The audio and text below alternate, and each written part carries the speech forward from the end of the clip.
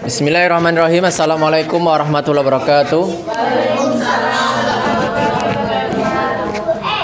Alhamdulillah wa syukurillah wa la hawla wa la quwata illa billah.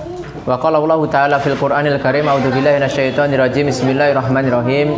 Ya ayyuhalladzina amanu ittaqullaha haqqa tuqatih wa la tamutunna illa wa antum muslimun.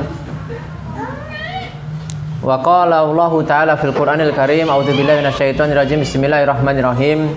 Inna dina indallahil Islam wa makhtalafal ladzina utul kitaba illa min ba'di ma ja'ahumul ilmu bahyam bainahum wa may yakfur bi ayatillahi fa innallaha syari'ul hisab. Alhamdulillahirabbil alamin. Peserta pesantren mualaf yang dirahmati Allah Subhanahu wa taala, alhamdulillah kita akan masuk di sesi yang kedua, di mana sesi yang kedua ini adalah sesi perbandingan agama. Dengan perbandingan agama ini mudah-mudahan semakin mengokohkan keimanan kita bahwasanya tidak ada agama yang diterima oleh Allah Subhanahu wa taala kecuali Islam, ya. Sebagaimana di dalam sebuah mukadimah tadi yang saya sampaikan, inna dina indallahil Islam, sesungguhnya agama yang diridhai oleh Allah adalah Islam, ya. Islam adalah berserah dirinya seseorang kepada Allah Subhanahu wa taala. Nah, pada bab kita pada sesi yang kedua ini adalah perbandingan agama, di mana titik poin pembahasannya adalah tentang ketegasan Yesus. Dia menyatakan dirinya bukan sebagai Tuhan dan menyatakan bahwasanya Tuhan itu adalah Maha Esa, yaitu tunggal atau Esa, dan tidak ada yang pernah bisa melihat Allah Subhanahu wa taala, ya. Mungkin kemarin bagi Bapak Ibu yang mungkin hadir di majelis yang kemarin, insya Allah sudah pernah saya sampaikan tentang bahwasanya tidak ada yang pernah bisa melihat Tuhan, ya. Allah sebutkan di dalam kitab Yohanes. Jadi ini Tuhan.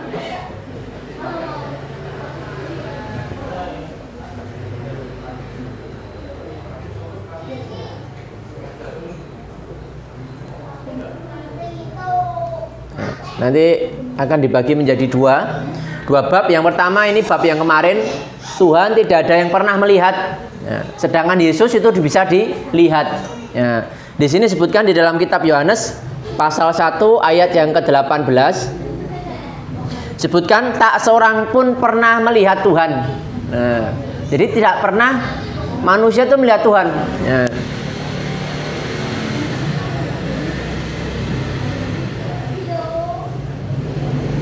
Nah, di sini disebutkan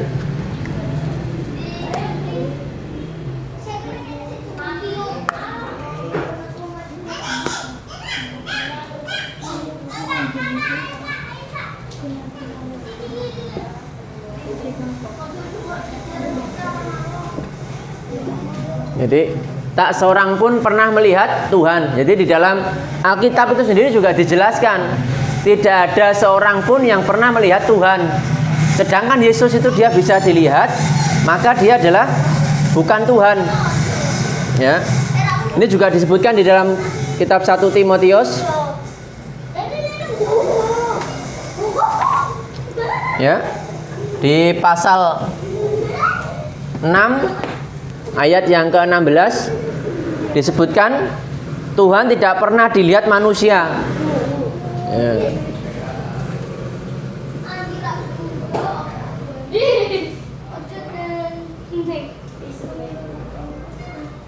Tidak pernah dilihat manusia, ya. Dan memang tidak dapat melihatnya, dan manusia tidak dapat melihatnya.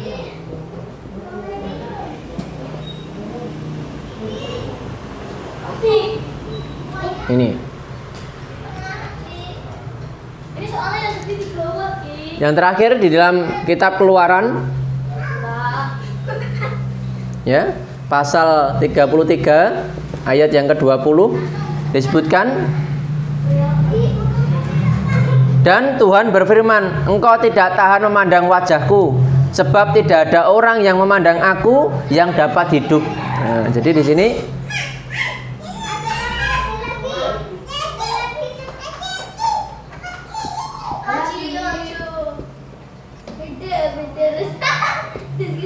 tidak dapat memandang wajahku.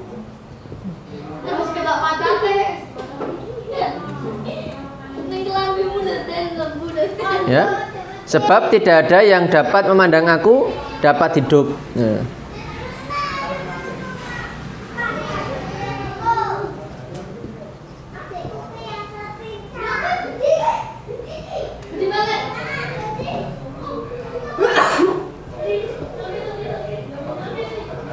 Memandang aku dapat hidup.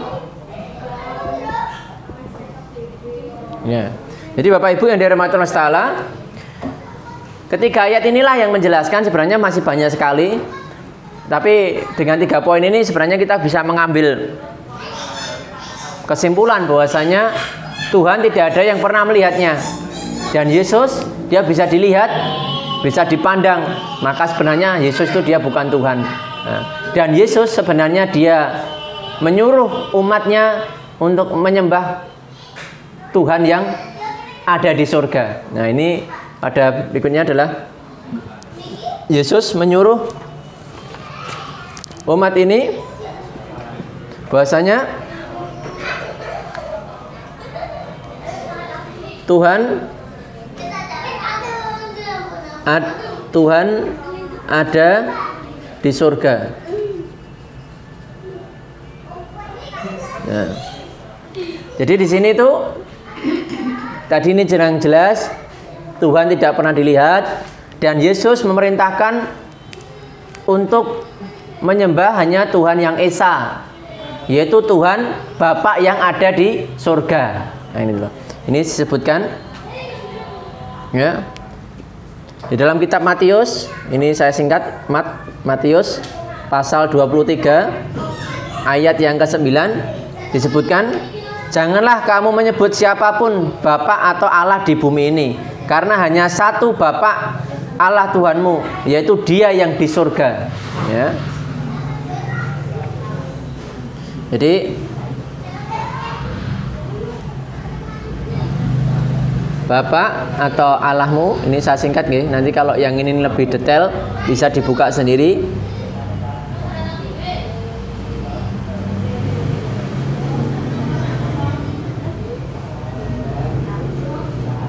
Ya, jadi di sini Yesus dengan tegas menjelaskan bahwasanya Dia adalah utusan Allah dan menyuruh umatnya untuk menyembah Tuhan yang esa, yaitu Tuhan yang ada di surga, Tuhan Bapa yang ada di surga. Nah, Allah juga sebutkan di dalam kitab Matius pasal yang ke-6 ayat yang ke-9, nah, disebutkan bahwasanya Bapa atau Allah kami yang di surga.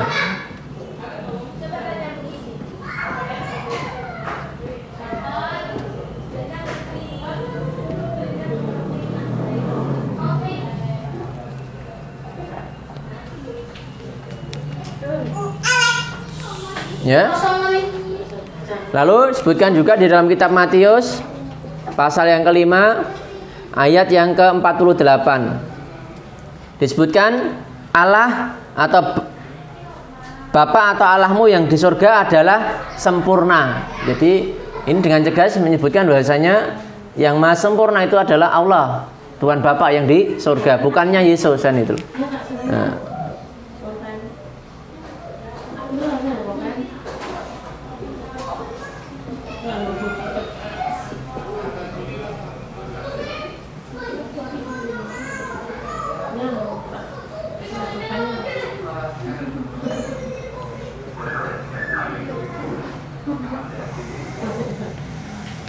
Ya, ayatnya masih banyak sekali, nanti bisa dicek sendiri di rumah ya.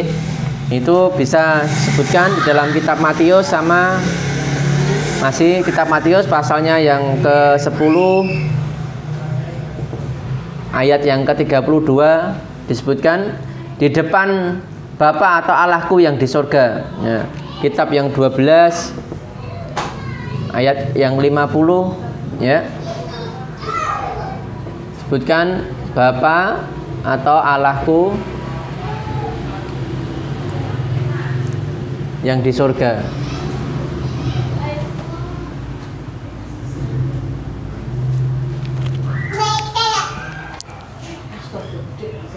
ya. Di dalam kitab Matius masih sama, ayat yang ke 15, ayat yang ke-13, pasal 15 ayat 13, Allah atau Bapakku yang di surga. Ya, sama, ya, redaksinya sama dia. Ya. Dalam kitab Matius pasal 18 ayat yang ke-10 ini juga sama. Jadi kurang lebihnya dia adalah Bapak atau Allahku yang di surga. Nanti silahkan dicek ya, ingin lebih teks lebih rinci, tapi intinya adalah Bapakku atau Allahku yang di surga. Nah, di dalam kitab Yohanes juga disebutkan pasalnya yang ke-6, ayatnya yang ke-32 sampai 33 disebutkan Bapak atau Allahku yang memberikan kamu roti dari surga. Jadi yang memberikan roti ketika Nabi Yesus itu dia meminta roti dari langit, yang memberikan roti itu adalah Allah. Nah, ketika Yesus dia menyembuhkan orang yang buta bisa melihat, orang yang mati sekalipun dia bisa hidup lagi, itu semua atas kehendak Bapa di surga, kan itu. Bukannya Yesus itu sendiri. Jadi Yesus itu sebenarnya dia tidak mampu berbuat apa-apa kecuali semuanya atas kehendak Allah, atas kehendak Allah di surga, kan itu.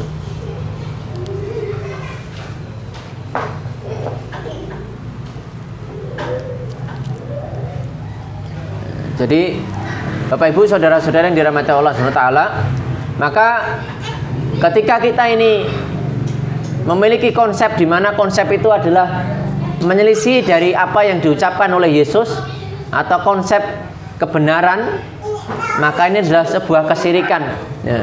Maka ketika orang Katolik, orang Kristen atau orang Nasrani dia menjadikan Yesus dia sebagai Tuhan dan menjadikan Yesus ini sebagai Tuhan selain daripada Tuhan Bapa, lah maka ini adalah sebuah kesyirikan ya. Nah, di mana konsepnya Nasrani atau Kristen atau Katolik dia mengimani Tuhan Bapa, Tuhan Yesus dan Roh Kudus ini sebagai Tuhan. Lalu mereka berdoa dengan atas nama Tuhan Bapa, Tuhan Yesus dan Roh Kudus. Amin. Lah ini sebuah kesyirikan. Nah, ketika syirik ini dibawa sampai mati, maka dosa-dosanya tidak diampuni oleh Allah Subhanahu wa taala. Karena Allah itu Maha Pengampun. Nah, segala dosa itu diampuni oleh Allah Subhanahu wa taala ketika dia bertobat. Hanya satu dosa yang Allah tidak mengampuninya, yaitu dosa syirik, menyekutukan Allah. Nah, kesyirikan dari orang Katolik atau orang Kristen itu adalah dia mengimani Tuhan Bapa atau Allah, tapi dia juga mengimani Yesus dan Roh Kudus sebagai Tuhan. Lah ini sebuah konsep kebatilan dan juga sebuah kesyirikan. Ketika ini dibawa sampai mati, maka Allah tidak mengampuninya. Ya, mudah-mudahan kita diteguhkan iman kita selalu dalam keadaan iman dan Islam, dan kita selalu bernasihat menasihati pada diri kita sendiri dan pada orang lain. Ya ayyuhalladzina amanu ittaqullaha haqqa tuqatih wa la tamutunna illa wa antum muslimun. Wahai orang-orang beriman, bertakwalah kepada Allah Subhanahu wa taala dengan sebenar-benarnya takwa, wa la tamutunna, dan janganlah kalian itu mati kecuali dalam keadaan berserah diri kepada Allah Subhanahu wa taala, yaitu dalam keadaan muslim ya. Apapun ujiannya, apapun resikonya, apapun hambatan ketika kita menjalani kehidupan ini, tetap pegang teguh Islam, karena Islam inilah yang nantinya menjadikan kita berserah diri kepada Allah, dan nantinya kita akan bisa kembali kepada janahnya Allah Subhanahu wa taala. Barakallahu fikum. Akhlu dawana usikum wa nafsi bitaqwallah. Wassalamualaikum warahmatullahi wabarakatuh.